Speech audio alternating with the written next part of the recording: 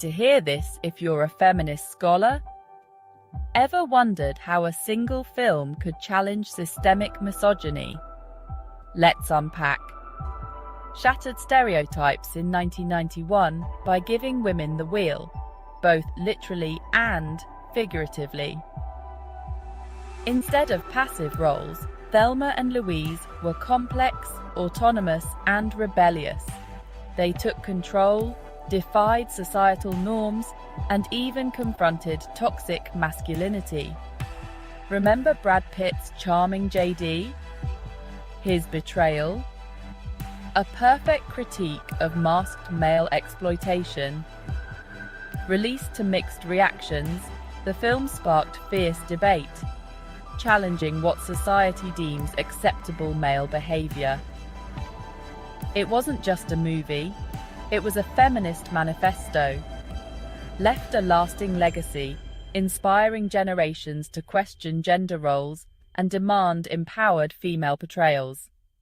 It proved that true equality means confronting and dismantling harmful male dominance. Drive on, ladies. Welcome to She Became Visible. Let's get going. We've got a great show today. We're going to be talking about feminine power. We're going to be copying Thelma and Louise, and we're going to be talking about finding a friend that helps you bury the body. That's what we're doing today. So join us on She Became Visible today.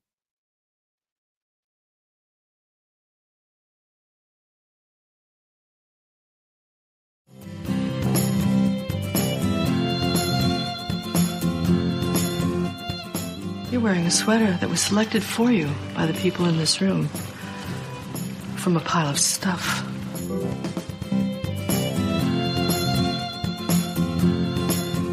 Give me a full ballerina skirt and a hint of saloon, and I'm on board. I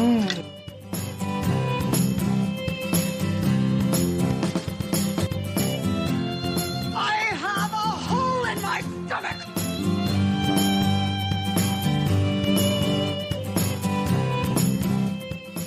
I can't go back.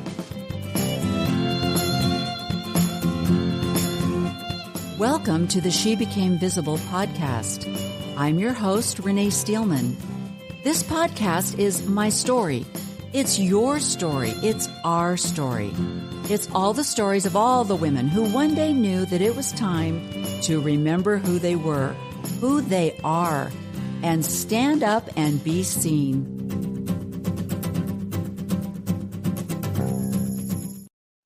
Welcome to She Became Visible. As I mentioned in the beginning, today we're going to be talking about the 1991 movie Thelma and Louise. But we're not going to be talking about the movie itself. We're going to be talking about what the movie displayed, the real life experience of many of us women. And I have brought on to be my co-host today, JANE CHRISTIE from Scotland. And she's going to be my Thelma. I don't know if I'm Thelma or she's Louise, but I'm going to bring her on. And we're going to talk about being a woman in the 21st century. The name of her podcast is 21st Century Saints. And you would think in the 21st century that we would have made far strides in equality, in gender bias, in gender roles, and in understanding the genders and how we can be better in our relationships. You would think we would have moved farther. And I think in many ways we have. But in this political season, and I'm going to talk to JANE about what's going on in Scotland, but I know in America, there is a huge effort to take us back. And I think watching a movie that was made in 1991 might be a really great way to go back a little bit and remind ourselves what we were fighting for. So let me bring my fabulous friend on today. There she is. Hey. Oh my gosh. You know, really, when they talk about having a friend, you know you have a friend when you can confide in them, they keep your secrets, and they will help you bury the bodies. And those friends are hard to find. I've had a lot of friends throughout my lifetime. They were all involved in the church, and I met them through the church.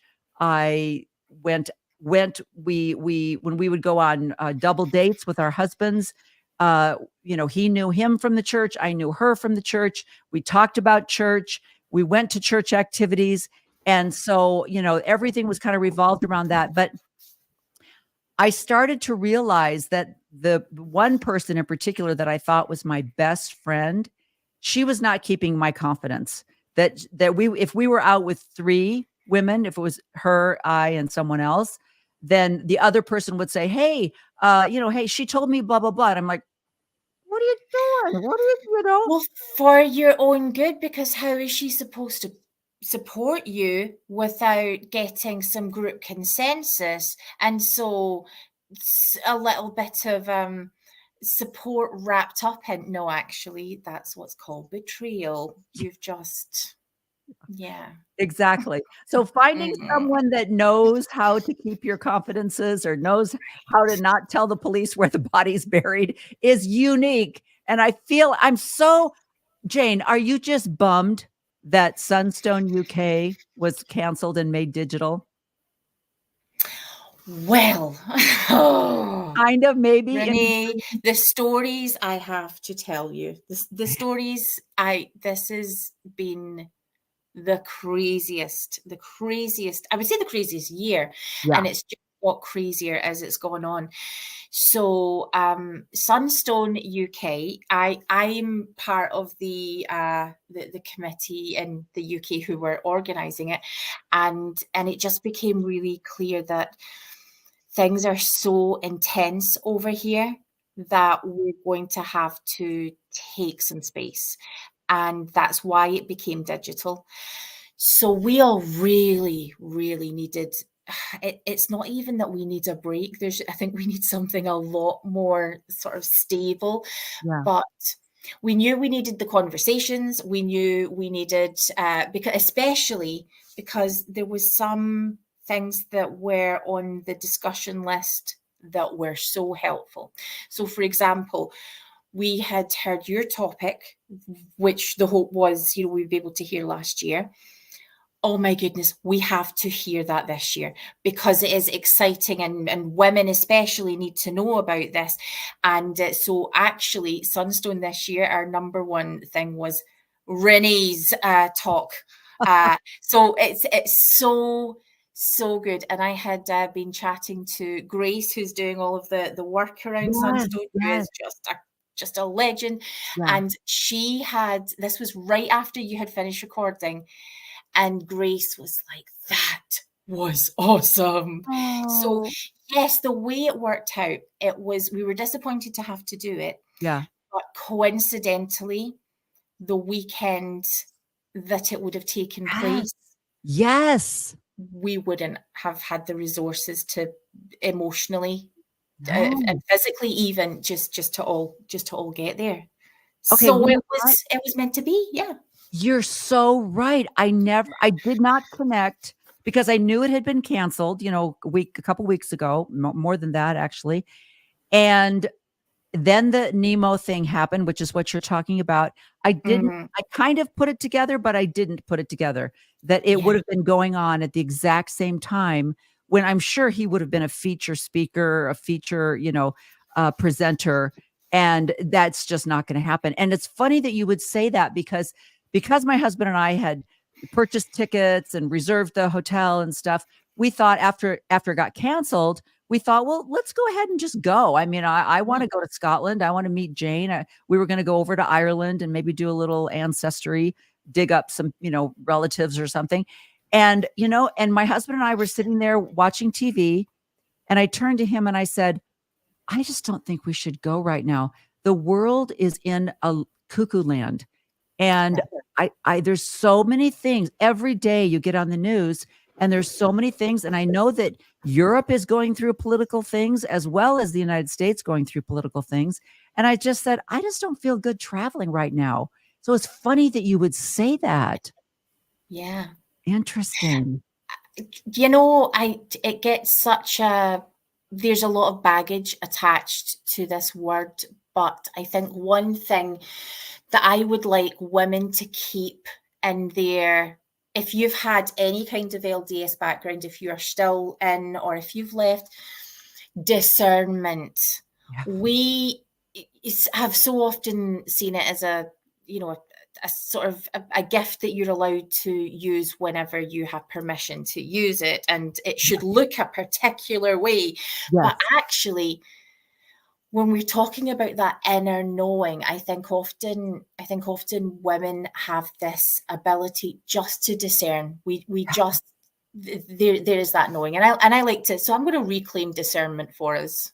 Absolutely. I just saw a gentleman on TikTok, I believe, and he said, "Listen to your wife." I said, he said, "My wife is able to look at my associates and go, that guy's going to murder you. That guy's your wing guy. This, and that where the men are like, what? Eric's not going to kill me, But I remember so many times my husband would hire someone new and I would go, yeah, that's not going to work. And sure enough, they've embezzled $8,000 from the company or something like that. Women just have a way. And the sad thing about that, Jane, is you're so right. And I remember when we'd move to a different city, we'd go to a different ward, and I love the wife, but I would look at this guy and I'd go, something's off. Something's off. Sure enough, you find out, he's abusive, verbally abusive or something like that.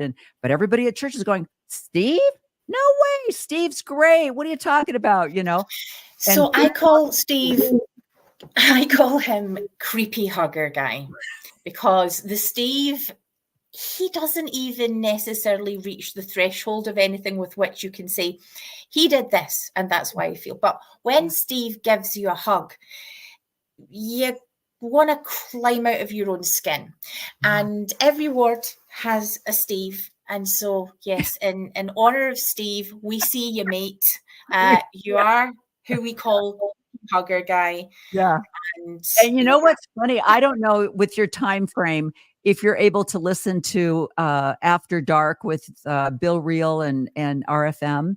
They do it on Saturday nights, but I don't know if you've listened to last Saturday night, but they had a call in, and this guy, he started out. Did you hear it? Did you listen to it at all? I didn't. Okay. He started out and it was weird. And everybody was making comments like, he's drunk, hey dude, put down the glass, or, no more edibles for you, making comments like that. And suddenly I thought, you know what? This isn't funny. There's something wrong. There's something off with this guy. And he was saying things like, I met with my bishop and he gave, there's a restraining order. And if you find me on the church property, and I just thought, okay, this isn't funny. I think we need to let this guy go and move on. And one of the people that I had on my podcast a couple of years ago, she's a therapist in Arizona, and she was following it. And she said, you're absolutely right. There's something off here. And Bill and RFM and all the guys out there, they're like, oh man, dude, you got to get, they just didn't pick it up. And I just, yeah, you're right. When you talk about discernment, sorry guys, you don't got it, And I think what I would include with that is, and it's a bit of a homage to our Thelma and Louise. What can come with that is the impression of impulsivity, because when we've made a decision, and sometimes we sit in that decision for a really long time and wrestle with it, and let's see how this is going to play out. When you got to go, or when the person you have to get away from, when there is a clear, no, we are not, this is not happening today. We've decided. And so that impulsivity that we can doubt ourselves because the decision gets made really quite quickly. Yeah. And it works. It's worth listening to. And we'd have to justify it quite a lot to ourselves and to others. But no, we can discern, we can know, and we can act. Yeah.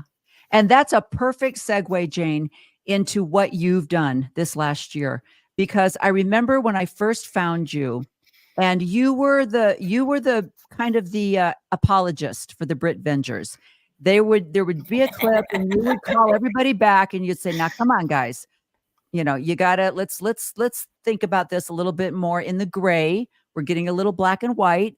Let's look at this from you try to show them different sides, because you were a believing member and you were struggling because you were very nuanced, very aware of what was going on, but you were struggling because you thought we can do better. You were always that I know we can do better. And so we're going to talk about the straw that broke the camel's back, the line in the sand, where you said, speaking of discernment, you said, oh, this isn't going to get better. This isn't going to get better. And I don't know if I can do anything to make it better. So we're going to talk about that. Let me start out by showing a little clip. In my introduction to She Became Visible, I play a little clip from the movie Thelma and Louise. And I'm going to show you where I got that clip. So let's bring that on just for fun. I hope this doesn't get banned because of some copyright thing. I think if I keep it under a minute, I can do it. I think that's the rule. So let's go. Yeah. Can you hear that, Jane? What do you mean?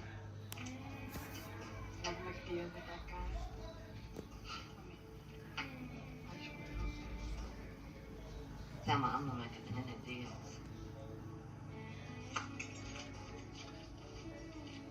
Okay, that's hard to hear, but what she's saying is she had just gotten off the phone with the police, and Thelma looks at her and says, "Are you going to make a deal? Are you going to, rat me out and make a deal with the cops?" And Louise says, "I would never do that." So that's what that was all about. I mean, I don't understand if you're thinking about it. In a way, you got something to go back. Jimmy's not an option. But I don't know. Something's crossed over in me. I can't go back. Okay, that's the part that I use in my clip. And I love when she says something's crossed over in me and I can't go back. And that's what this whole movie, it starts out, it shows Thelma with a very abusive, very arrogant husband who, I don't care what we have for dinner. Why do you think I care? It's all about me being the manager of this car dealership. And he's just a jerk. And then in Louise's case, she has a man that she loves, but they've been together for a long time. And she's like, get off the pot or pee, one of the two. And he's not, he doesn't want to make a commitment to her. And so she's struggling with that. Do you love me or don't you love me? Do you want to be with me? Don't you? I mean, it's just the old story that we all hear. But I love this part, which she says, something in me has crossed over and I can't go back. And that is what happens when, and I hate this term, I hate this cliche, break the shelf. I hate that. But it is a good analogy for when you just go, oh no, I'm not doing this anymore. And let me show you one more clip. This is really funny. Most of this was shot in Moab, Utah, by the way. Oh, really? Okay. Yeah.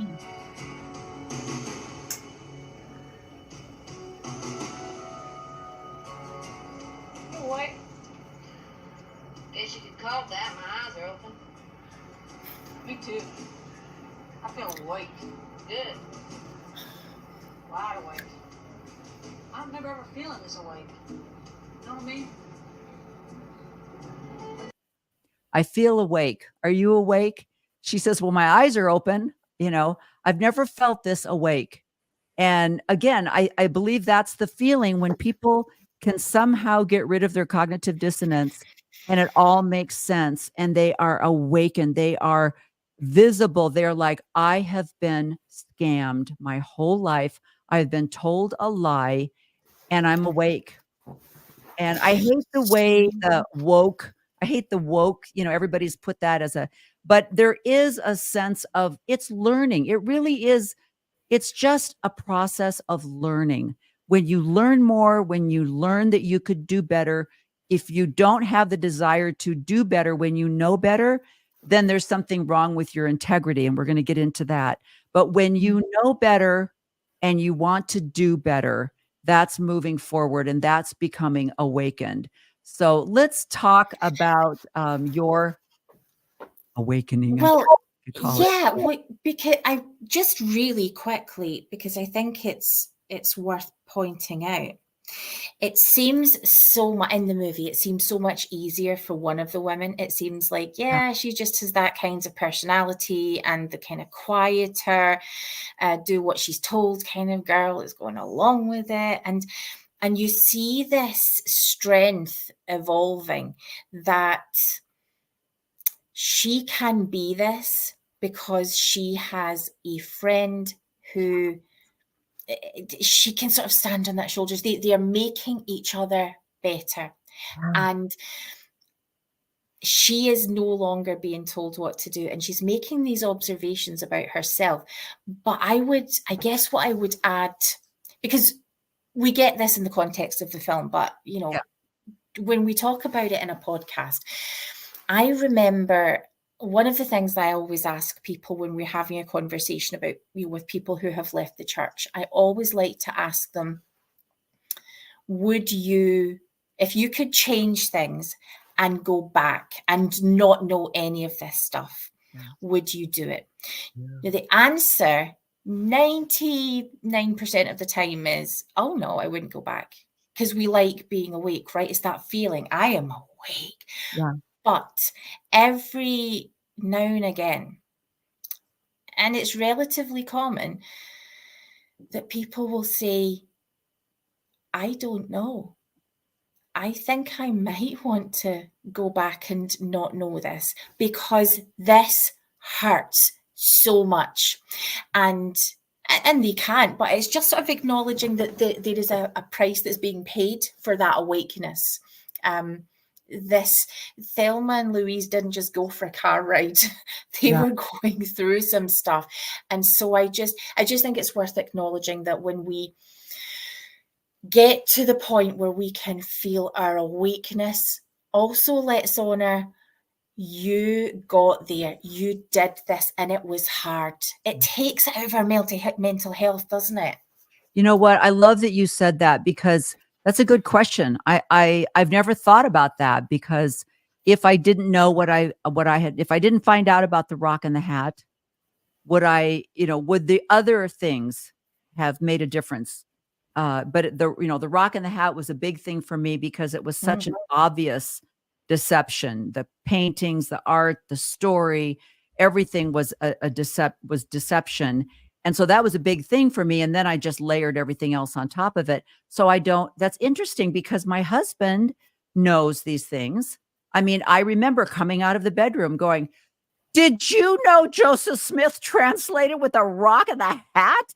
I mean, this is a guy that's been in the stake presidency. He's been a bishop. He's like, what are you talking about? I didn't know anything about that. It doesn't make him happy, but it doesn't change his mind at all.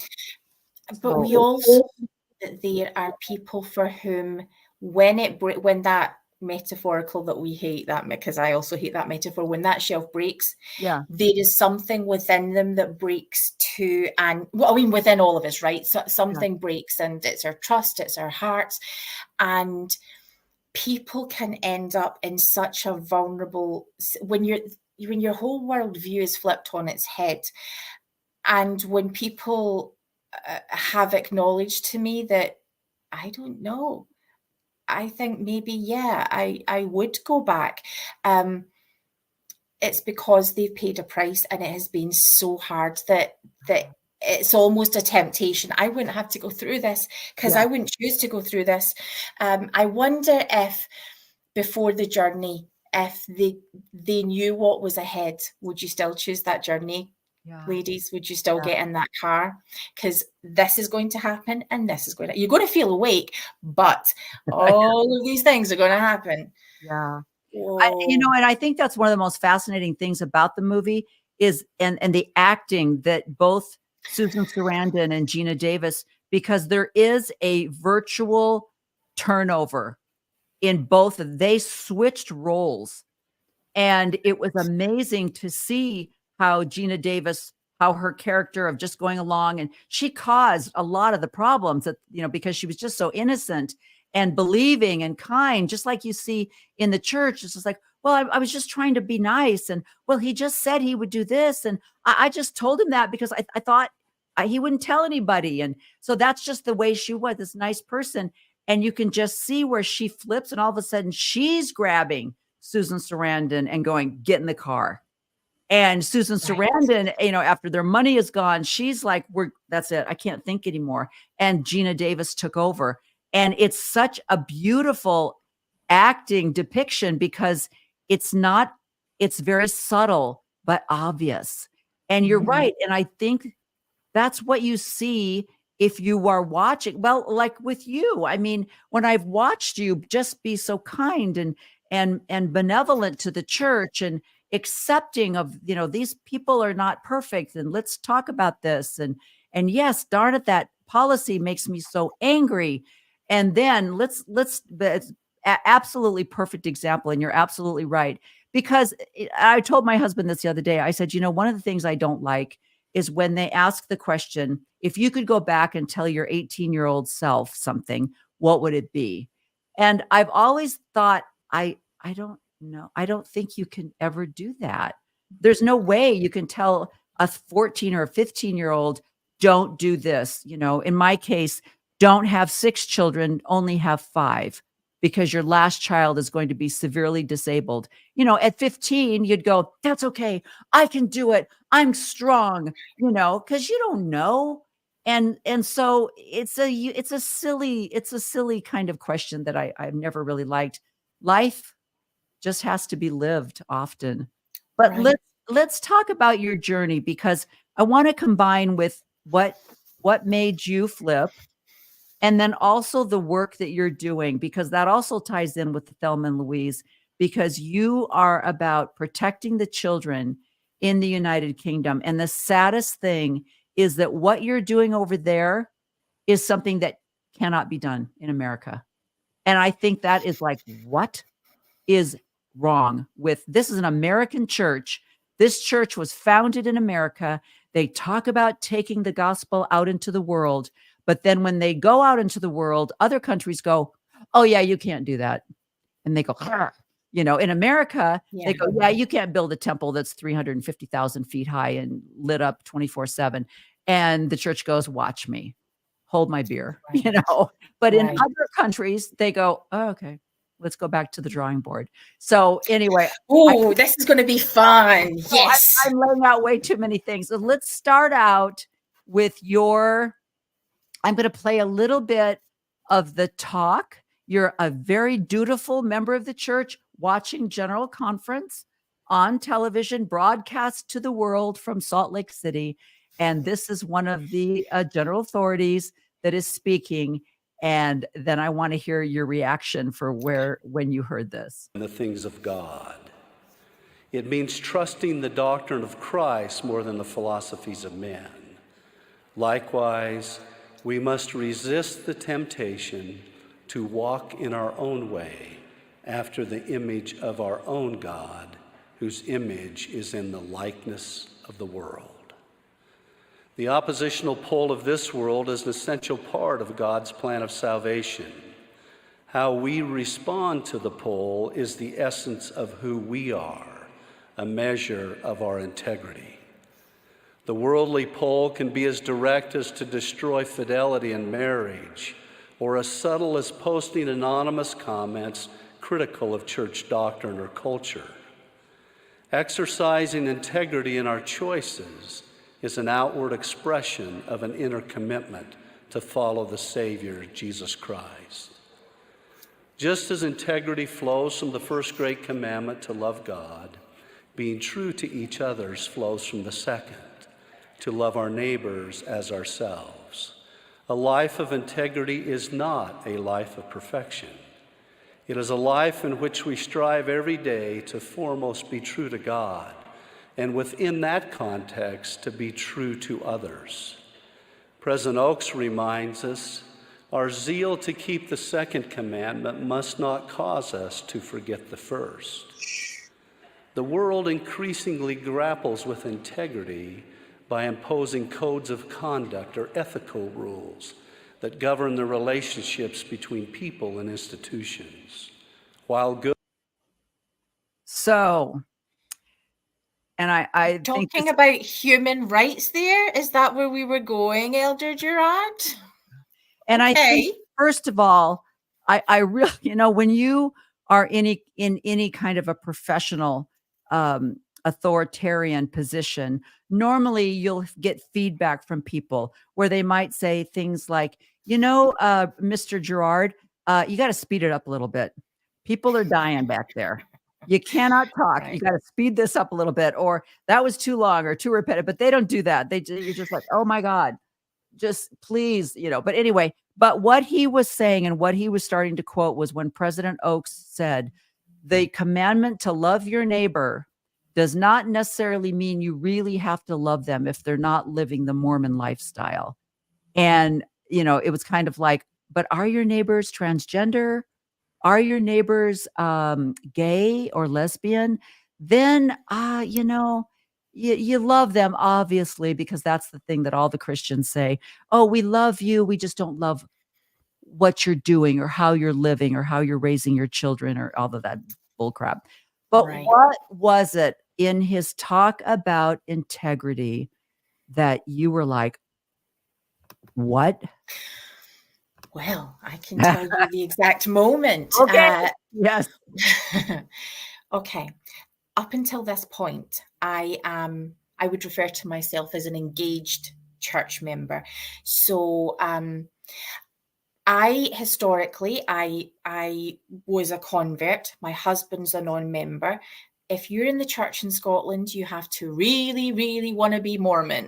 It's not straightforward. There isn't a culture that's going to keep us in there. My entire life was the church, which is different, I think, from seeing it in the US sense, because there's a world that's there. Here, there is this tiny bubble of maybe 50 people tops. I was organizing activities. I served in, various callings, from Young Women's President to, just the usual church callings that women tend to have. When my son, who has special needs, when we realized that he did not have a place in the church, and it would break my heart to say it, they wouldn't have a class, they wouldn't call people to teach him. There were no adaptations. He couldn't go to youth classes, to midweek young men's class, and that was okay because he had made it. And so it was my job not to think about that, but how to think about how I am going to be able to be in the celestial kingdom with him. They were speaking about him like he was dead. And, True. nothing to learn from him. And I remember saying, you don't even know what his condition is. No one's ever asked. You don't have any interest in what is happening with him. And I remember saying, the level of his needs are increasing. You're missing out on this stuff and that I get to have. And trust me, it is where God is. If you don't do something, then this will be me. I am going to not be able to attend church. And will you do the same thing? Will you just let me go? And I remember the face of real sort of concern and, oh, that wouldn't be very good. So, yeah. And of course, it happened. I could not physically get out to church because I'm looking after Ronan. I'm up all night. And it's my privilege and honor. And I hated it. And I resent the fact that I can't have my own life. It's affecting my mental health at the time. I became very, very ill. And it was so, you get this, Renee, so celestial. You're talking about, being Christ-like in church, and these complicated interactions where you're being hit or screamed at or just watching this pain. Oh my goodness, it is just celestial. And that was my life. So when it got to the point when COVID hit, I thought, oh, you're all going to be here with me. You're all going to understand, because now you're all going to be isolated. Can we maybe think about praying together online? Someone told me, it's okay, we don't have to because we pray in our families. And I thought, screw you, girl, screw you. And so the nuance had always been there, because that's how I came back to church, was engaging with all of these things. But the social sort of side of the isolation, that can only then at that point be perceived as rejection. You don't want me. Christmas caroling for people right across the road, and Ronan's right here. He would have loved that. Ronan would have, and he was waiting and hoping that you would come visit.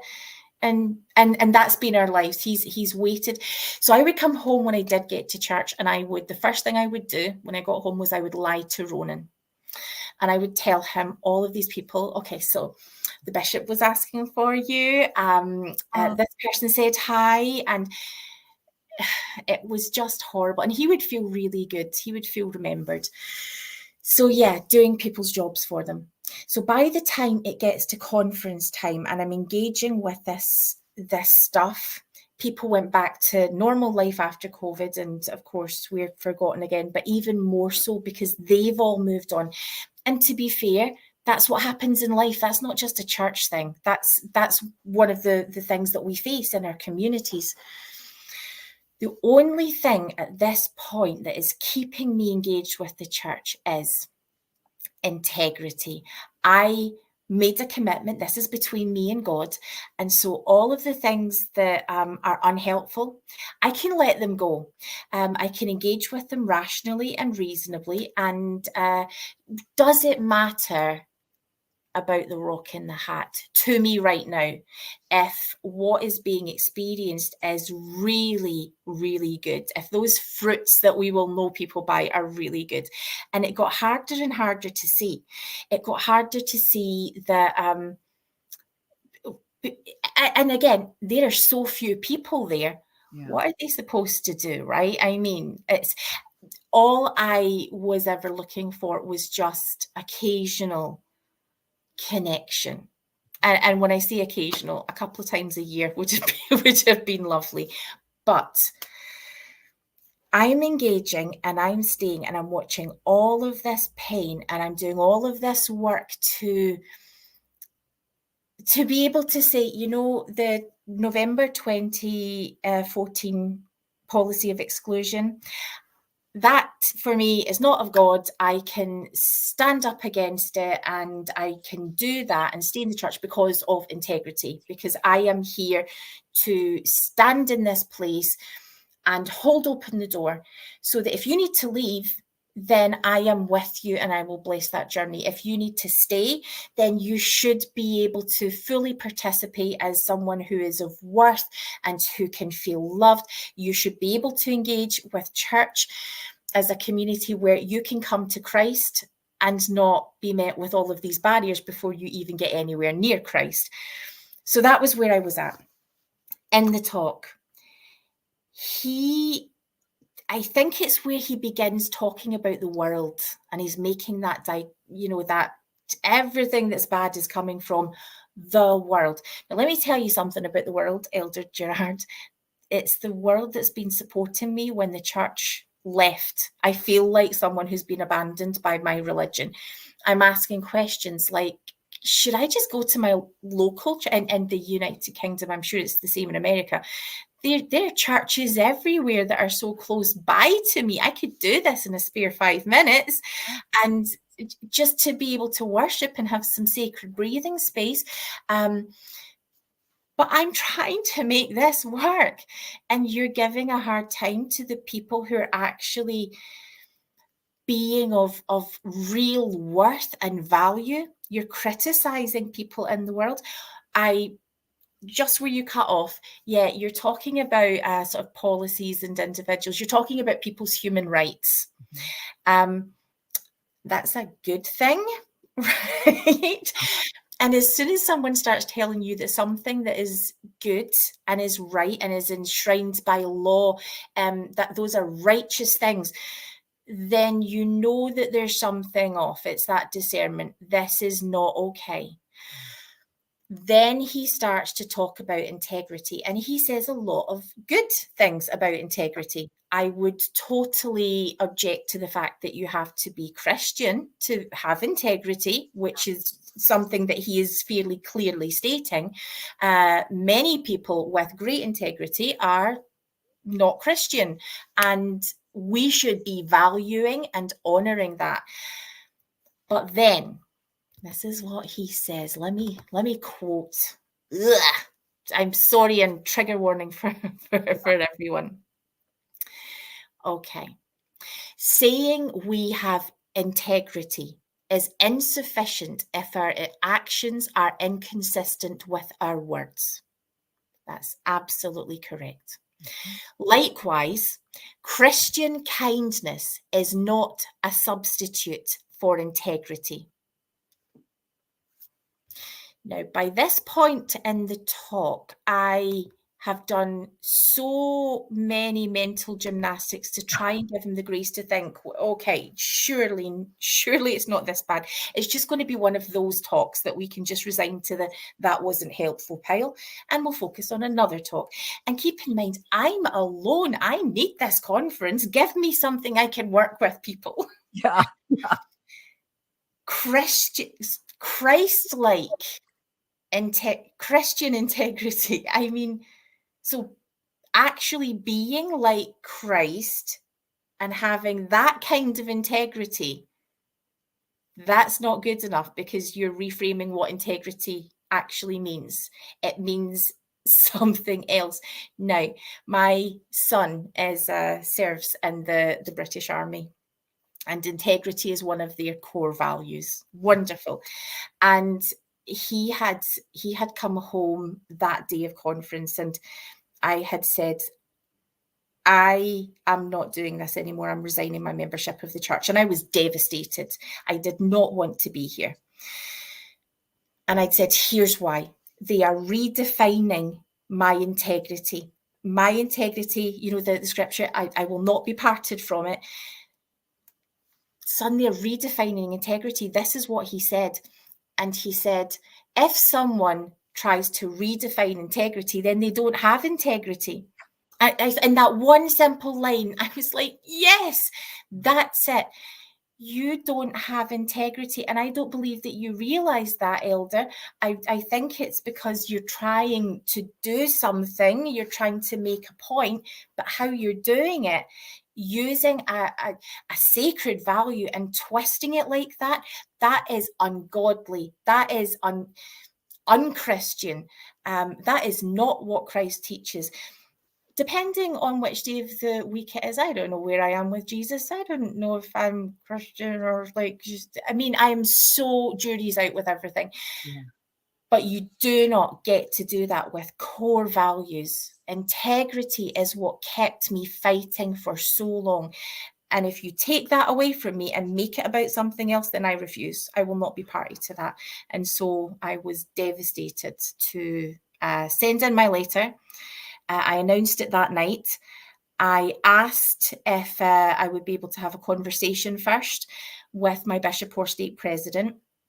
My bishop he was away at the time. My stake president had said, I'm sure that your bishop will be in touch. And I thought, oh, this is a really good stake president, by the way. He's a darling, but I needed you and you weren't there. And so by the time the bishop returned, I had said, no, I'm not waiting for a couple of weeks to do this. I've made my decision. And so there we are. No conversation. What I did also ask is, although this is my decision, will you please stay in touch? I love you all. I would like you to stay in touch. So if that means, I'm thinking if I was a bishop, I'd be thinking that would maybe mean ministry or emails. And nothing. Well, I'll let you all work out if that didn't go anywhere. No. Nothing. How did you discern that, Renee? You know what's funny, Jane?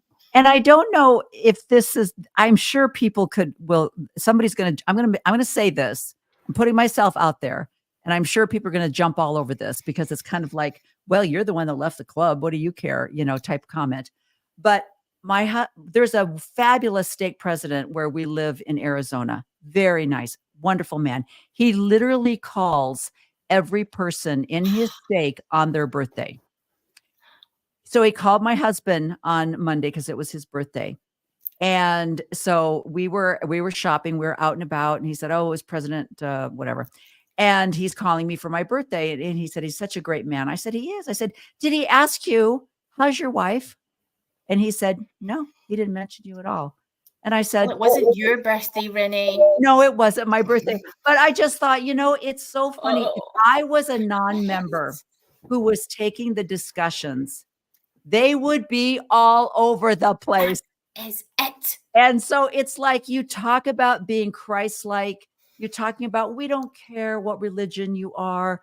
We love everyone, unless you used to be a Mormon and you resigned and then you are dead. And that was what would blow my mind. I would be like, hold on. Now, to be fair, there is one person who consistently, regularly has always messaged. And that is because he's that kind of person. He has done that throughout his church life, not just with me, with everyone. And he's a good man. So when, I just want to acknowledge that the people are great. But what I don't get is one of the things that Mormons are taught about consistently is missionary work. How is it possible that you are missing the obvious? I mean, it is so obvious. But I'll tell you why. I have a really good relationship with everyone at church too. I think the podcast did complicate that. To be honest, lots of people were really gracious. But when someone's not there, but my ward has always felt like home. I had the privilege of, when they were 14, my sibling's child needed to get out of their home, and they are transgender. So at 14, we got to bring them into our home, and we sat down in that first few days of them being here. And they're our forever child now. They are our fourth and youngest child. It's wonderful to have them in our lives. And we sat with the For Strength of Youth book because we are good Latter-day Saints, and I wanted to make sure that this is a home where you're going to hear this. This is not what we believe or practice in our home, but you're going to hear this at church. So I just need you to be aware. These are the clear statements that are made, and we are not okay with this. Just so that they can immediately hear you don't have to be brainwashed into this and stuff like that. And my kid was engaging with Mormonism in this new way, this nuanced way, this way that actually young people know how to just discard the junk and just focus on what's important. And they would have visits from missionaries, one, maybe two in a row, and then the missionaries wouldn't come back. And then I had asked the bishop, what's going on with that? I'd asked the stake president, and he's like, well, we wouldn't tell anyone not to teach someone. And I thought, oh, there's something going on here. So yeah, my transgender kid had very clearly asked repeatedly to be baptized, and nothing. Now, this is the Church of Jesus Christ of Latter-day Saints. Baptism is everything. And no. And this was before this latest change in the handbook. Oh, this was over a year was ago. When this was 3 years ago. Yeah. And so what do you do with that? What did they do with that? Come and join us and immediately experience rejection from a religious community who are, and they were having really positive interactions. I wonder consistently what those missionaries did with that, because clearly there was something going on. I don't think that's a reach to, I'm not into conspiracy theories, but I don't think that takes much to speculate. So yes, integrity is what kept us in this space, that this is worth fighting for. This is worth, I can see what it can be. Yeah. I see the potential. But Yeah. when it's so, that is rotten, that is ungodly, then no. You know, the ironic part is he's talking about the world and how we don't follow the world. But I'm watching, and I wish I could remember the details, but I was listening to Mike Pence, who was the vice president under Donald Trump. And he was telling this story of when the insurrection happened on January 6th of 2000, whatever it was, that Trump had asked him to make this law where he could go ahead and take over, even though he had lost the election. And he was struggling. He didn't know what to do. And this is a very Christian man. And he was really struggling. And his son came home, kind of like what you were saying about your kids. His son came home and said, Dad, this is about your integrity. This is about telling the truth. This isn't about, is this right or is this wrong for Donald Trump? And he said, I knew right then what I had to do. So he told Donald Trump, I can't do that. It's against the law. I cannot do this. It's against the law. And so that's when all of this thing happened. But I mean, can you imagine being the vice president of the United States, a Christian, and then fighting over whether I do the right thing, whether I because of the pressure. But that's the thing that I think is so hard, is when you see these men who are praising and worshiping and kissing the rings of the presidency. And so they're leaving their integrity, their morals, their values to side and praising. So he's praising Oakes for the message that he had given before, where we don't necessarily have to follow when they say love one another. It's like, well, what exactly is love one another? And what's funny is I don't know what's going on in the rest of the world, but in the United States, there is this movement right now under the title of Christian nationalism, saying we want to turn this country back into the Christian nation it was designated by God to be. And so I was scrolling through YouTube and I saw this thing, and it was like the horrible things the Pope has said. And I thought, oh, well, that's a nice change. Let's listen to something horrible the Pope has said instead of our guys, right? So I put on, and this guy starts talking, and he said, do you want to know what he said? He actually said that all religions bring people to God. If you're Buddhist, if you're Shinto, if you're Hindu, it's a path to God. How dare the Pope say that? What kind of a Pope is he? And I'm like, oh, that took a turn I wasn't expecting. It's like, okay, Right.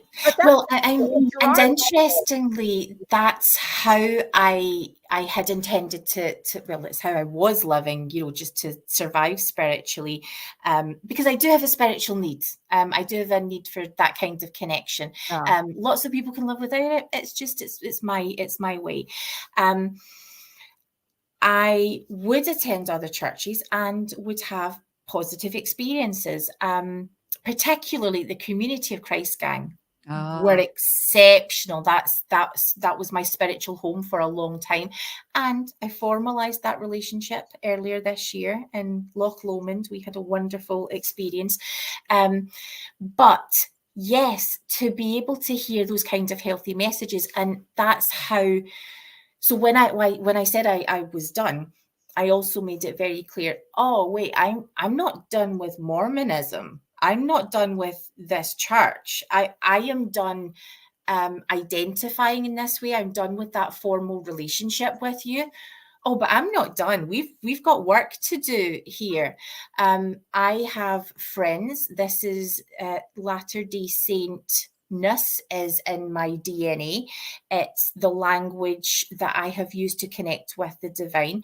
So rather than just bin that, oh no, we have work to do here, and let's do that in a healthy, respectful way. I've always, even when I was a good girl, I've always been tough where I need to be tough on the church. I mean, it's got a bit cursey and sweary at times. It's got really raw and messy. But yes, there will be a respectful distance now, and we'll engage like that. So tell everyone, because like you say, your story, your childhood was not an easy path. You didn't have the picket fence and the puppy and the mom and the dad and the whole bit. And so you've gone through a lot. And so you have a deep love in your heart for the welfare of children, protecting children. And so talk a little bit, because in the movie Thelma and Louise, it never really is revealed, but they reference a couple of times, what happened to you in Texas? Thelma says, what happened to you in Texas? She doesn't say. And then eventually in the movie, the police officer says, I know what happened to you in Texas. Come in and talk. We can talk. And so you get the gist of what happened to her, when she killed the gentleman that was trying to rape Thelma. And so you get the idea, but it's never really brought out. But because of what she had experienced personally, this is what made her the vigilante that she was. And that's the beautiful thing about going through hard times in life. Like, when you're talking, Jane, about taking care of Ronan and loving Ronan and how it's such a celestial experience. And it's hard to explain to people, like, I love you, that I love that you love my son. I love that you, when we bring him to church, you would say, hey, TJ, it's so good to see you. And they were very genuine. They loved him. And, he was loud. He loved music. So he would sing and people would laugh. And I even had a couple of other women. This is why I love women so much, Jane. We had decided that I didn't learn this, but we had somehow learned that those back pews in the back of the church, the short pews, those are made for wheelchairs. We thought they were just made for the old people because there's only 2 of them. But we found out, no, that's for a wheelchair. Then you put the wheelchair here, there's a space, and then you sit, And so we started taking over this last pew. And there was a lady in my ward, Erin, I will always love you for this, but she became that pew police. I mean, if she sat down and we weren't at church yet, she'd say, I'm sorry, that's the Stillmans. The Stillmen are sitting there. That's wheelchair reserved. And when I went to the bishop, when I found this out, and I said, you know what, Bishop, I just found out that those pews are made for wheelchairs. In fact, we were down in Texas visiting my daughter, and they actually had a placard on the pew that had the little wheelchair. Those are reserved. And I said, we should get a placard. And he was like, yeah, it's not going to happen. I was like, oh, okay. And then because we have the pew police, we don't need a placard. Yeah. But I mean, yeah. And then exactly what you said, it's like you loved him, but you didn't go the extra mile. You didn't, like, there was no place for him. And my husband was just as bad. I'm going to blame this on him too, because being the personality that you were talking about, the kind person, he'd say, I'll take TJ. He was the bishop. He'd say, I'll take TJ. I'm like, okay. So I'd go to Relief Society. And then if I happened to come out, I would see him in the foyer and I'd say, what are you doing? Why isn't he back with the priests? He'd say, I don't want to bother. I don't want to bother the priests. I'll just keep him out here with me. And I said, he loves being in there with those boys. He needs to be in there with those boys. And he would say, no, I don't want, we don't want to bother him. We don't want to bother anybody else. And there were times when my husband, the guy before him and the guy before him, when the new thing came out in the handbook that said you call someone to specifically work with those with special needs. And I said, are we going to call someone to work with TJ? And they were like, no, you got it. You look like you've got it pretty well handled. And I was like, oh, okay. So as long as I can stay in the foyer, never go to Relief Society, sit out in the foyer with him during sacrament, because my husband's in the bishopric, and that's okay. That's okay, because I got it. And I did get it. I got it. And you and I both were very capable people. And so it's like, you're right. I got it, And, but when I couldn't get into the Relief Society room because they had chairs lined up all the way to the door, and there was no room for the wheelchair in the Relief Society room, or I can't get into the building because they've decided it's a security risk to have those automatic things that you push. I don't know if you have those in the UK, but there'll be a button that says handicap. You push it and the doors automatically open. And they didn't want to put those on the building because they felt like that was, so there was, the only way you could get in was I stick my foot on the wheelchair and the other elbow on the door. And then I'm pushing the wheelchair in while I'm holding the door open, you know? And so little things like that, that you're like, so then when they talk, and I was talking to D-Vase about this, and they said, well, we've, you know, one of the great things about ripping the Salt Lake Temple and destroying everything is we're going to make it more accessible. I'm like, are you? Are you going to make it more accessible? Right. I don't think so. Because why don't you make your steakhouses more accessible? Why don't you make your steak buildings more inclusive, and your programs and your primary for all those poor little kids with sensory disorders that, you know, that don't quite fit in well? It's not really an accessible thing. But anyway, so tell us this about never happens. Just to quickly do a little bit of a diversion. This never happens. I have a visitor. Would you like to come and say hi? Or would you like to just stay there? Stay there. You're going to stay there. Okay. Ronan has joined us. And so Ronan's in the room, because I think Ronan has lots to think about, don't you? Yes. Name, by the way. I think lots of things are happening in the UK with building regulations that are more accessible. So anyone who needs to speak, there is now wheelchair ramps so there's lots and lots of good things that are happening. Yeah. But when you have an Erin, when you have someone who's willing to do that for your son, that is godly. That is truly what we're looking for. That is the and what that right. And what that does for you. Yeah, that's what I loved. It was another woman. All the men on the front couldn't see it. No one else could see it. But that woman, because someone loves your son. I got yes. Right. And I wonder what would happen if your husband outside in the foyer really felt that the people in that room that he doesn't want to disturb, they love him so much that, you know what, we are really missing you. Will you come in? Because when you're not here, it is less good. Where are you, TJ? And if he could feel how loved his son was, I wonder how different that would be for him. Yeah. Well, and I have to give an example. There was another young man. He and his wife are just the loveliest people. And she is a lot like you. She's gone through a lot, you know, in her life, and they don't have children of their own.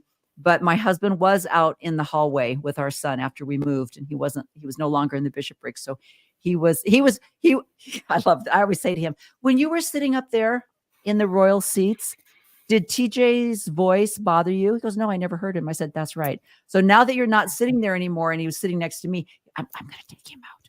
I'm going to take TJ. I don't want him to bother anybody. I'm like, he's not bothering anybody. So he was out in the foyer.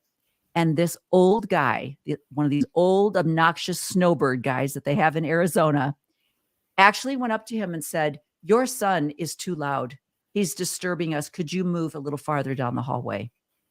And my husband said, no problem. I'll just leave. And he actually was going to take him and go sit in the car. And this man who happened to be in the hallway went and got him and said, please don't leave. I'm sorry he said that to you. Please don't leave. And then the bishop heard about it. And then the bishop called me in and said, I'm so sorry. That's not how we feel. So I do have to give some men some props. Yes. There are some good men out there. I got one of them. You've got one of them. We got a few. There's a few out there. But right. Exactly. What did you do to start your movement, to start to ask for background checks for people that work with children? And it isn't just, it's not just in the Mormon church, right? I mean, this effort is a community, I don't know what they call it in Scotland, but it's tell everybody what it is, because I obviously am not explaining it well. Well, first of all, I would frame this as being, sucky things have happened. I haven't, and until this very moment, I haven't ever talked about it in a podcast. I only ever spoke to my husband about it this year. I am a survivor of different types of abuse, and it had always been just my story. It wasn't something that I felt that I had to work through. It was, I've got so many other things that was just so far down the list. But my friend, Alana, was a survivor, and it was very real and raw for her. And when we first started the podcast, we knew we needed to tackle the subject of abuse.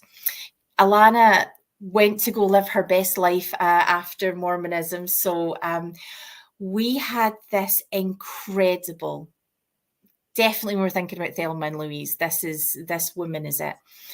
Sarah, who podcasts with me, my podcasting wife, and she is phenomenal. Now, she has so much experience from a social work point of view. She's had a lot of experience in leading and guiding in this work, supporting both survivors and offenders. And so she knows a lot about the psychology of abuse, about reporting. And now, to be fair, there are lots of people across the world who are Latter-day Saints who have been saying for many, many years, I go to work and there are clear policies here, and I know what child safety should look like because it's been shown to me in the workplace or in my child's school. It's all over the world. When I come to church, there is a gap, and lots of people have brought it up. So we are not the only ones who have ever thought about this. People have been trying to bring it up, but it goes to these conversations happen and then they die. Nothing really sort of ever followed through. Sam Young did some amazing work, and so we could see the power of activism. And so Bishop's interviews changed. Policies were put in the handbook around that. When I got to work with the powerhouse that is Sarah, she would use terminology like, we need to, whatever, or we need to do this, right? We need to contact MPs, members of parliament. We need to, whatever the next plan was. And at one point, so we work with the podcasting group that are affectionately referred to as the Brit Vengers, and we all discuss everything that's coming up that we're talking about. And in a brainstorming session, Sarah and one of the other guys, Julian, it had evolved. We need to write to the church leaders. We need to write to every bishop in the United Kingdom and spell out, this is what your legal responsibility is.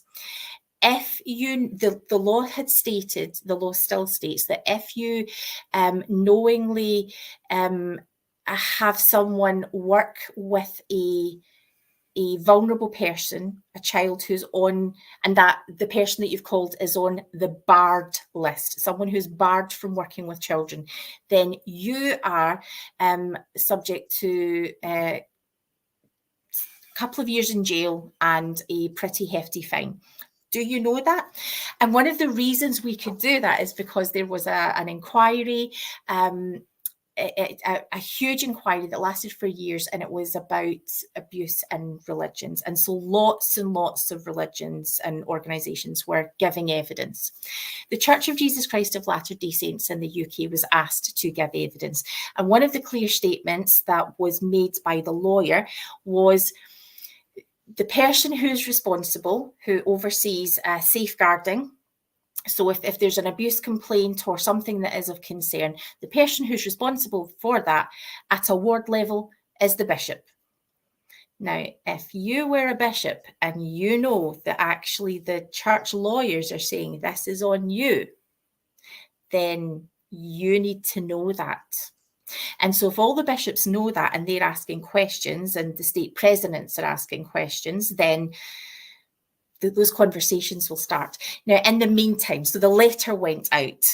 In the meantime, we had been working with external charities, because what the church needs to do is work with other external organisations. Don't be so introverted. You can learn, they can teach you. Most other religions are doing this, have safeguarding officers and external oversight. They pay them, and rightly so. We were presenting to national conferences, international conferences about what the church and abuse, what the situation is, what things are strong. Membership records and annotations.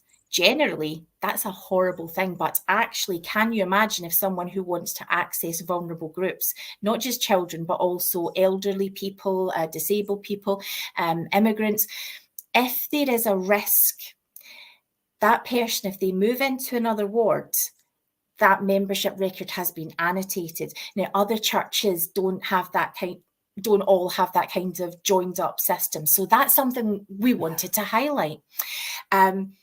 But here are the problems. And I think this is where sort of how women communicate comes into it too, because we weren't being confrontational. We weren't having, the church is being really awful and really evil, because the church actually thinks it's doing its best. The members think they're doing its best. This is a lack of, understanding and education and priorities being wrong. What we did was we engaged, and church lawyers, stake presidents have been incredibly supportive. They have also been pains in our ass. We have been pains in their ass, and we have this mutual respect which has evolved. So there are really, really good men who are trying their best, and I say men because women have not been involved in this process other than us. So yes, we finally got a policy in the United Kingdom. The church created this policy that said everyone who's working with children has to have a background check. And that will check the barred list.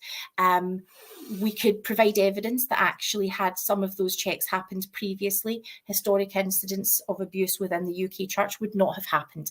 So we were able to evidence these things. What else? Safeguarding, stake safeguarding specialists have been called in every stake. Training is happening.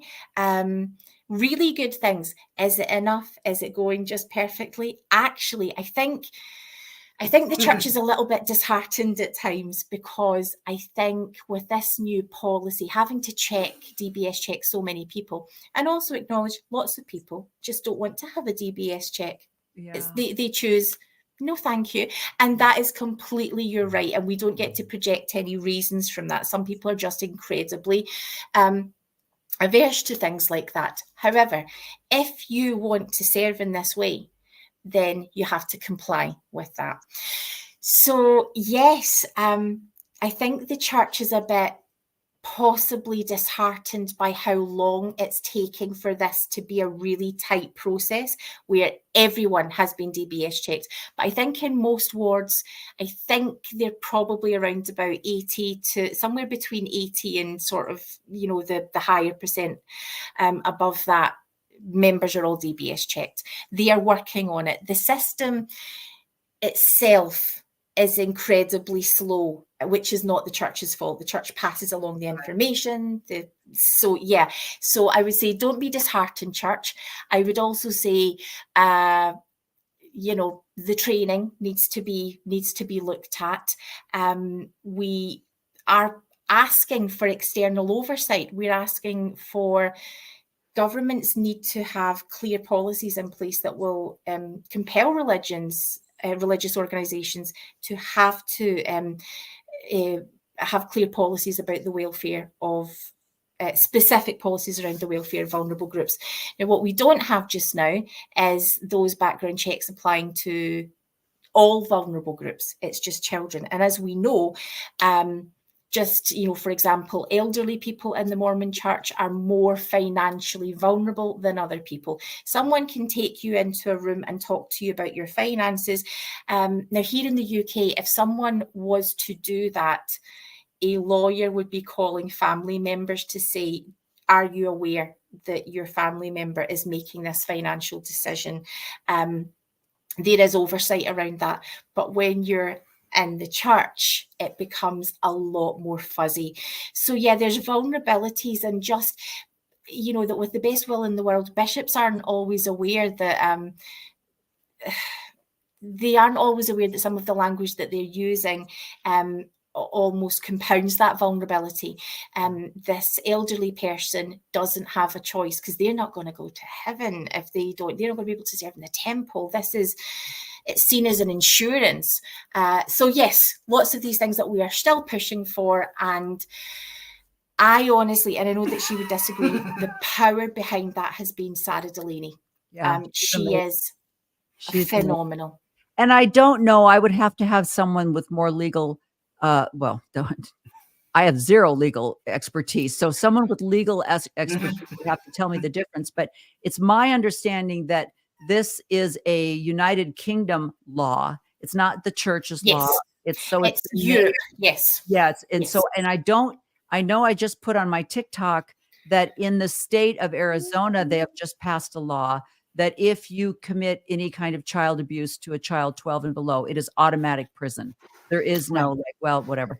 But that's in Arizona. And I don't think, and I can imagine that the church, it would be overwhelming. You've got primary from the age of 3 years old until 12. You have people teaching. Then you have young men's. Then you have young women's. Then you have some kind of a priesthood get together. We're all going to go camping. So, basically, you would have to do a background check on almost every single person in the ward because at some point they're going to be working with the youth. And I can see where that would be overwhelming. But the scariest part was when the Brit Vengers, when you said we are going to send out a letter to every bishop in the United Kingdom and say, did you know that if you put a man in charge of teaching the 4-year-olds in primary, and there is any kind of a background that he had any kind of a record, you're going to jail. And they were like, wait, what? We did not know that. And in America, that's exactly what they did when the father was abusing the children in Bisbee, Arizona, and they went to 2 different bishops. The bishops called the church hotline. The church hotline said, don't call anybody, don't call the police, don't report it. We'll take care of it. And then the abuse continued. And that, I think that's why this new Arizona law has gotten passed. But I don't have anything to back that up. But that's where I don't know if the American church is doing what you're doing in the UK. Yeah. Well, what I definitely would say is that the people who are making decisions and have the power to make decisions are not always completely empowered to do everything. And it's been a learning process for them too. I know that they haven't seen the vulnerabilities in the system. We have this assumption of the illusion of safety. You feel like your child is safe because we're told we're safe. This is complete news to people. The victim survivors who have come forward have shared their stories in powerful ways that we were then able to, where it was appropriate, engage with church leaders on their behalf, sometimes offering the church, where the church has actually always been fantastic at this part. When a victim survivor has felt it would be helpful to speak to someone in authority, the church has facilitated that. And those meetings have generally been very eye-opening for the leaders, which has in turn been helpful and empowering for the family. Now, that wouldn't necessarily be the case across the board where it is appropriate. So in the US, this can so easily be replicated. California has some clear rules. Safeguarding is never completely done. And all you need to do is just start having the conversation. Ask for people to be trained. Ask for, a little bit of coordination. Are your local and sort of national state lawmakers, do they know what the situation is, what the vulnerabilities are in this situation? Do they know what the vulnerabilities are? The numbers that it's affecting and how it can affect them, making them a little bit accountable for providing answers on it, having them engage with church leaders, because church leaders don't necessarily feel comfortable. In fact, we remember we had a very, very freaked out bishop who had been sent a letter by a local member of parliament who had some questions, and it just freaked him out. Now, we should be very clear. Hold on, we have these policies and here is what we do. And yes, I'm the person in charge, and we should be excited to engage with that. There is a framework for the Latter-day Saint people to have the strongest policies in the world about safeguarding. We have this continuing revelation thing. We have, we have a sort of open canon. Right. Policies, when a policy comes in, and this is what we were sort of seeing in the UK, when you bring a policy in and you think, oh, this is going to be a doozy, will people go for it? People across the world will do it instantly. Now, you will get some resistance. Some people may need a little bit of sort of support, but when it comes to child protection, people will be on your side. You will get people who are just not on board with the paperwork side of things. I think especially for organisations where it's not safe. So, for example, in some states where governments doing background checks may actually cause safety problems for individuals involved. And I'm sort of thinking about sort of countries that aren't democratic. So that's some of the reasons why, having a global church policy could potentially be really difficult.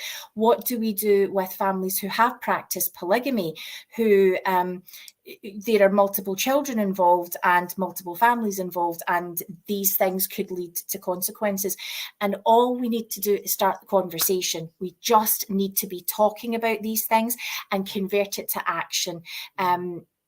So yes, this is completely doable. Yeah. So it's so amazing. It's so great. And you're right. And Ruth is also amazing. I know she's jumped onto your thing too. And Ruth is the other member of our team who's so smart and so wise. And again, she's just very done with Mormonism. And so she's sort of, but she's there and around. And yeah, we have a phenomenal team. And very, very smart, experienced people that are worth listening to. Any woman in the church who has the kind of credentials that you should be using them. What are you thinking? These are experienced, smart people. Yeah, because that's where they get their respect and use that clout. You've got clout, take advantage of it. So that's, and what I wanted to point out as we end this is you were right when you were saying this isn't just a Church of Jesus Christ of Latter-day Saints. This isn't a Mormon thing. There is a Christian church, movement right now to identify the abuse that's going on in a lot of clerical situations, and especially for young girls, not necessarily children, but girls over the age of 12, 14, 15, 16-year-old girls that are involved in youth groups, and they've got a youth pastor. And that's one thing the church, we don't have these youth pastors. So, we have usually married men or that are involved with youth activities and things. But I wanted to close out by showing you a little clip from, I just did a podcast with D-Base, and he's so great at pulling up what's current news. And he brought this to my attention, this thing that was happening in Florida. And I wanted to show this to you, make sure I've got it in the right spot. So watch this. Two last articles here that I think are pretty interesting. Number one, the LDS Church has silenced and punished women who don't keep sweet and protect LDS men as they do as they're told by church leaders. This woman was threatened with a disciplinary council for apostasy and had her temple recommend taken away for speaking to friends about her divorce. Let's check this out here from Jen over there at Jen Next Door on Twitter, who follows the space very carefully. This is absolutely shocking. Former member of the LDS Church says her stake president disciplined her because she, quote, talked too much. Chris Jones with the exclusive interview for us tonight. And Chris, Tiercy Hadlock says she went to her church leader for comfort. Yeah, and she says she was getting anything but. She says that her life was falling apart, and the advice that she was getting from her church leaders was growing more and more alarming. So kind of on a whim, she pulled out her cell phone during two of the meetings and began recording. And this is what she heard.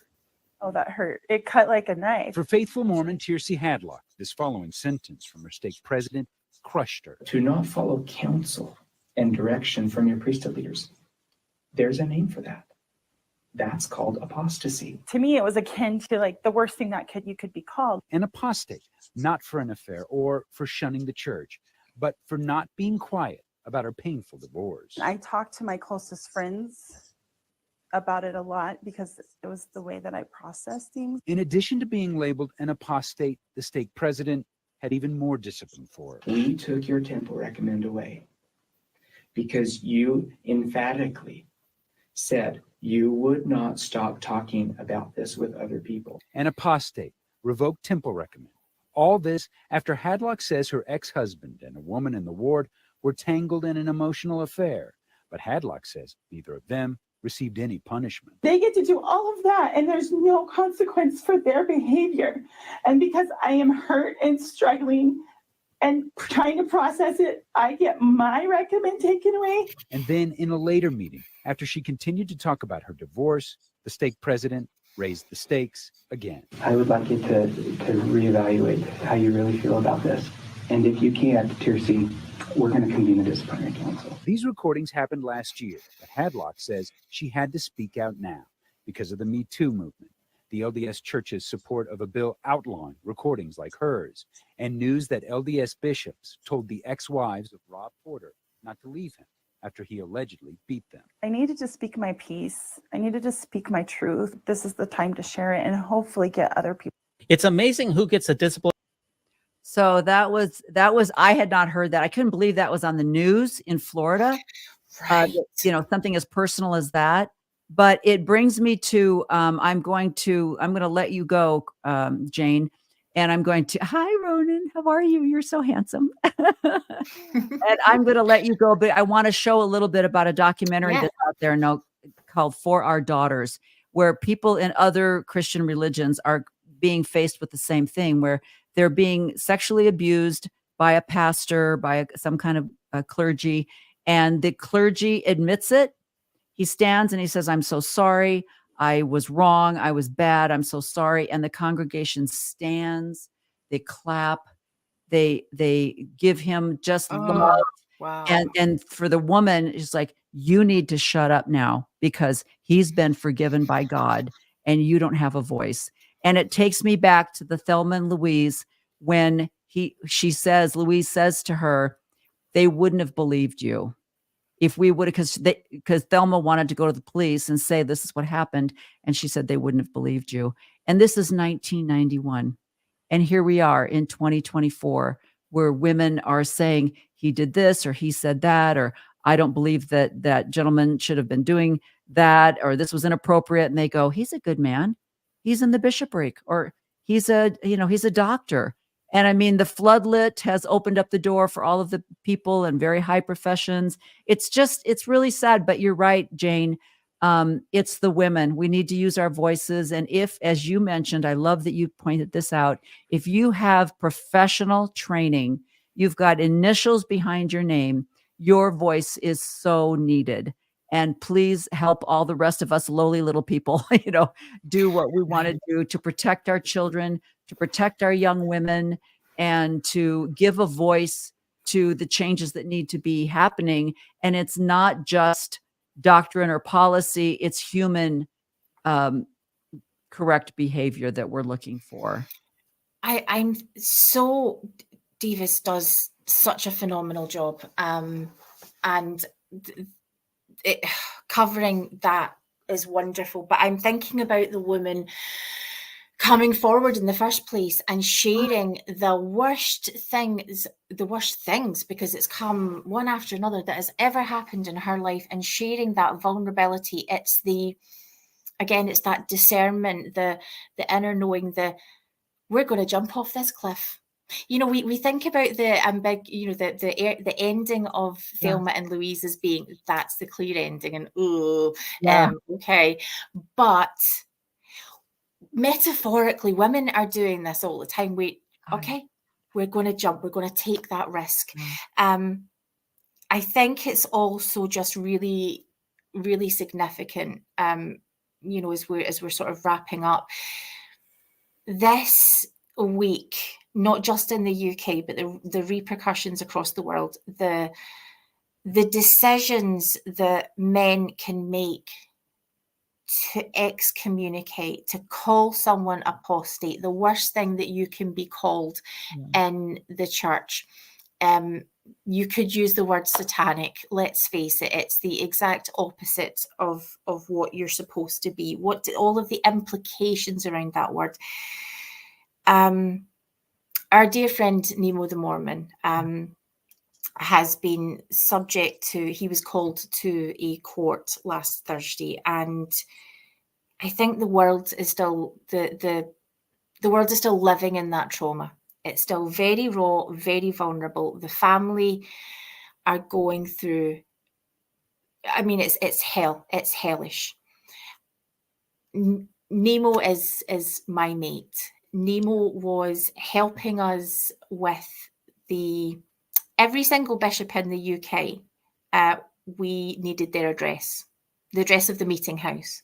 And he sat looking through every single meeting house on Google Earth to get this young guy who is, we tease mercilessly. He is wonderful. He has done so much to support us. He's practically been our office boy, and it is just so gracious. Helps us workshop ideas that, along with the rest of the gang, to put Nemo through that. Yeah. And to still, at this point, we're all still waiting to see what happens next. Now, right. I am normally when I'm podcasting, I make some bit of an effort, but I wanted to make sure you could all sort of see visually, this is where we all are at this week. Nemo's coping in very healthy ways. He's taking a break. But Sarah was interviewed by one of the most popular podcast YouTube channels, TikTok channels, Lad Bible. So they had originally interviewed Nemo, and they were there filming, interviewing Nemo that day. So that content is still to come out. But Sarah got to have a few words with the interviewers at the time, and she was pointing out, and it's coming back to these themes of integrity. Where is God in this? Where is God in this process? Because he is not to be found here. And the main, I think, struggle for us all this week is we are feeling that there is very little integrity to be seen. Some church leaders have been phenomenal, but for the most part, what I would say is, as women, is I have had the honor of witnessing what feels like the women at the feet of the cross. The women in the family who this is horrific for, and these are good people. These are good people. So yes, sometimes we have to just jump off the cliff. Sometimes we have to just do it and say the hard things. And yes, there will be consequences. Sometimes we are going to get the slap in the face. Sometimes we are going to get, excommunicated for raising our voice. But we are very good at witnessing. Ronan has had so many experiences in the LDS church that have been so traumatic. People like Nemo have given Ronan, helped him find an identity. There are words to describe how he feels about church. Do you want to tell everyone about church? Ronan Christie is an ex-Mormon. And that helps Ronan to know that people aren't going to come and bother him, that he doesn't have to go back to church and feel hurt and scared and upset. And push. And like you want to push people away because you just want space.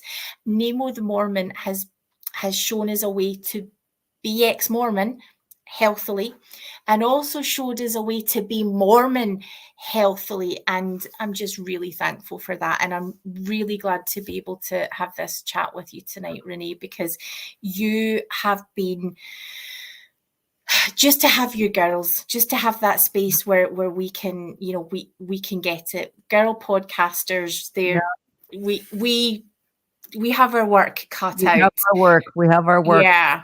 Just so, Jane, I'm so glad you mentioned that, because that's such a perfect way to just to compact everything that we've talked about and to bring it back to, you might have to jump off a cliff. And that's exactly what Nemo was doing, trying to, and to call someone an apostate who bears his testimony of his love for the temple work, for the work that he was doing. He's just saying, please stop lying. Please don't say deceitful things. That's all. I'm not saying that you have to, you know, just maybe apologize and say, we're so sorry. That was deceitful. We didn't mean to be, whatever. But the arrogance of not ever apologizing. And as I mentioned, when I was talking with Dives, the scariest part is you see this same behavior in other authoritarian, fascist organizations where you cannot criticize. You know, they never do wrong. Things are done behind the curtain. And they're never, you know, years and years and years will go by before they're ever divulged. And then it's whitewashed and taken out of the history books. And when you see that in a religion that claims to be the only true living Christ-centered religion on the earth, it's devastating. It is devastating. And that's all he was doing.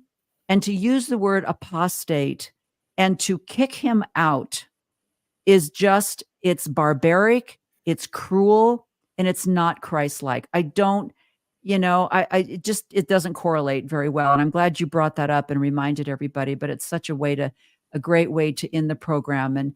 And I really hope that Jane's movement and her actions and all of you ladies, and I'm going to show a little clip from this documentary to end up the program, but these women have done exactly what you said, Jane. They didn't say anything until they finally knew they had to.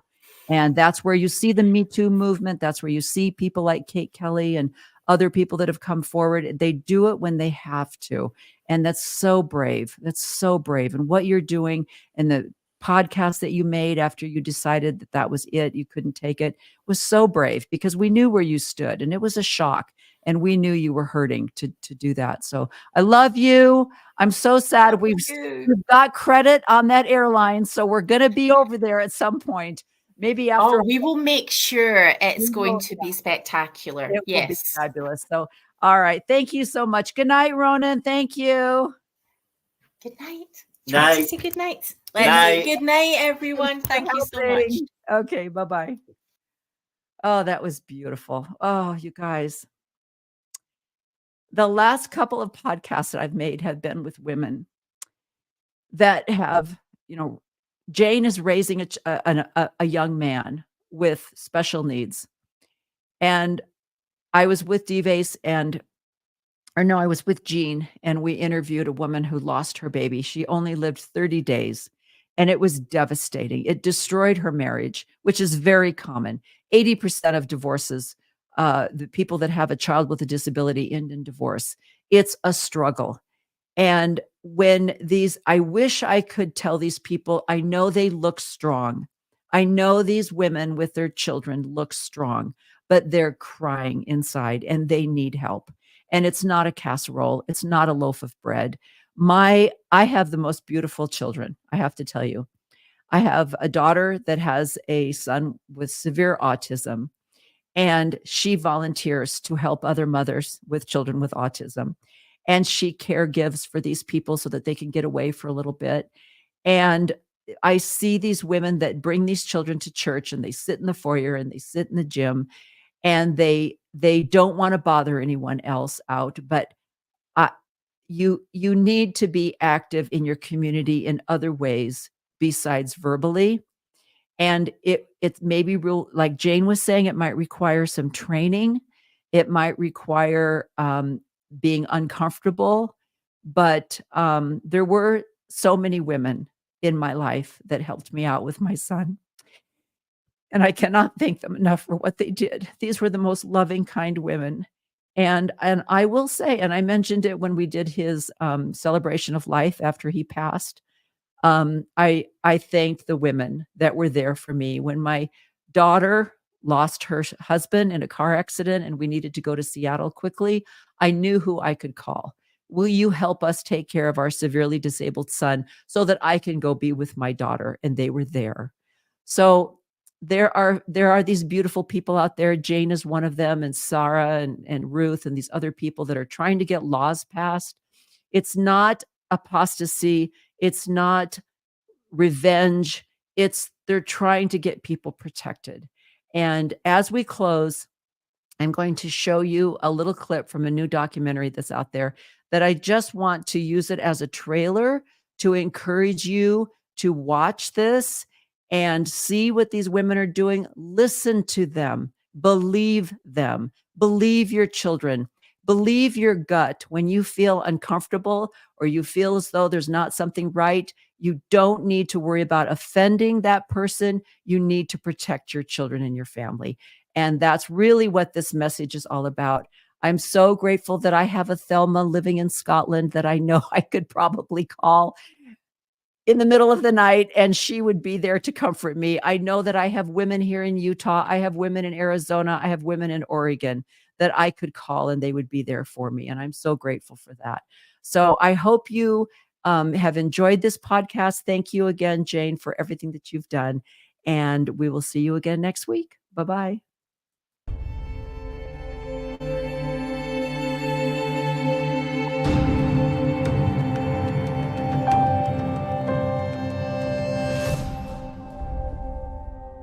I was raised to be a wife and a mother one day. So my whole purpose was to become this godly woman and not to serve my own needs or desires.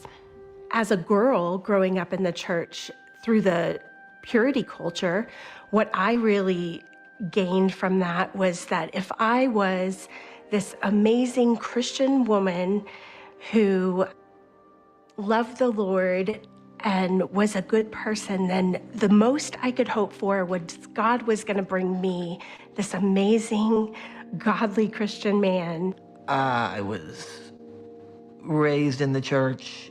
So the idea that these men, pastors, watch over your soul, this was the fishbowl I swam in. This was simply all I knew.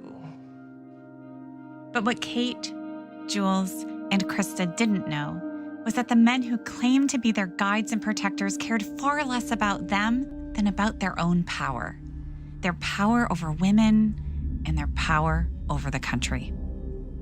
How do you make America great again? You make America Christian again. We get called, well, you're a Christian nationalist. You want the kingdom to be the government. Yes. The point of Christian nationalism, my goal, is to break American democracy.